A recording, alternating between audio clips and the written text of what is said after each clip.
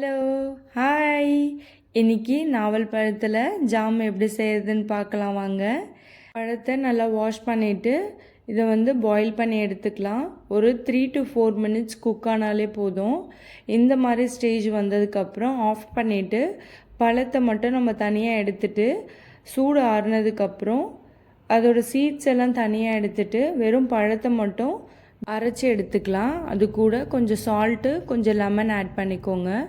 அரைச்ச பழத்தை ஒரு பாத்திரத்தில் ட்ரான்ஸ்ஃபர் பண்ணிவிட்டு அது நல்லா கலந்து விட்டுக்கிட்டே இருக்கணும். அடிப்பிடிக்காமல் இருக்கும். அதுக்காக சிம்மில் வச்சு குக் பண்ணிக்கலாம்.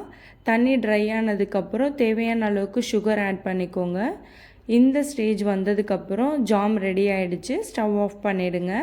ரொம்ப குயிக்காகவும் ஈஸியாகவும் செய்கிற மாதிரி இருக்கும். இது கலர்ஃபுல்லாக டிஃப்ரெண்ட்டாக இருக்கிறதால கிட்ஸ்க்கு ரொம்ப பிடிக்கும்.